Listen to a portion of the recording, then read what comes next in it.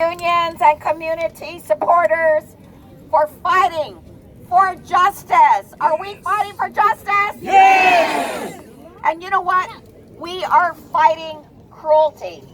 The cruelty of the Trump administration, which would end temporary protected status for immigrants from El Salvador, Haiti, Nicaragua, Sudán, and his executive order, which would bring people back away from a country that in which they built their lives. You know, temporary protected status came about as a way to provide a safe home for those who were facing political instability or disaster.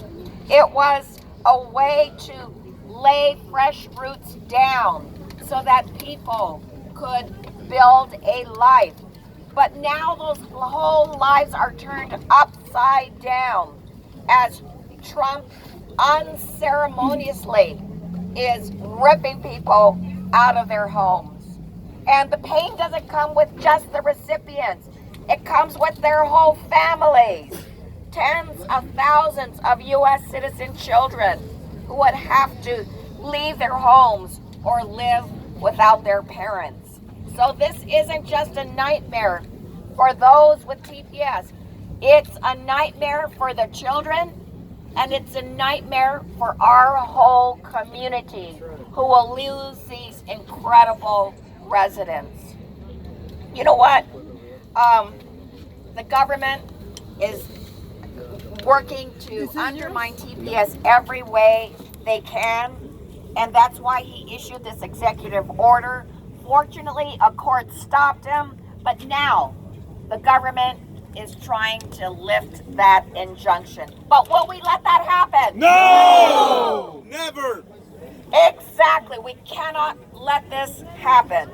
And that's why we have to be heard. Our voices have to be heard.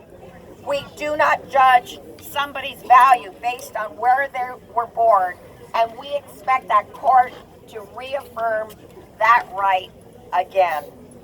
And that's why we in Congress are doing what we can. I was so proud when we in the House passed H.R. 6, the Dream and Promise Act.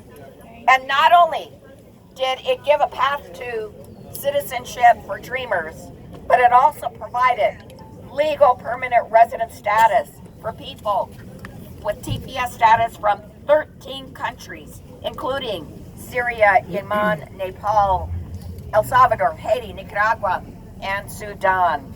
And we even went a step further, and we passed H.R. 549, the Venezuela TPS Act, because we know that there's so many people suffering in that country who need this kind of protective status. And so we have passed these bills out, but what we need to do is to have the Senate take up these bills. Yes. So will the Senate pass these bills? Yes. We need to put pressure on McConnell to have him put these bills on the floor for a fair vote so that this issue can be settled once and for all. Moscow Mitch! Exactly. Well, you know what? Our fight doesn't end here because we have Trump who's declared war on immigrants. He's separating families at the border. He's terrorized hundreds of workers, separating them from their children with these ICE raids in Mississippi. And just this week, he has announced his latest rule to stop legal immigrants from using services like SNAP or Medicaid. We have to fight for all our immigrants. And that's why I introduced H.R. 3222. And that's a bill to prevent even one federal dollar to be spent on implementing this public charge rule. Yeah. So today, we raise our voices. We raise our voices to say that we will fight for immigrants and their families. We will fight against xenophobia and for policies like family reunification, and we will fight to make sure these immigrants who've worked hard and played by the rules will continue to stay in this country. Thank you all very much.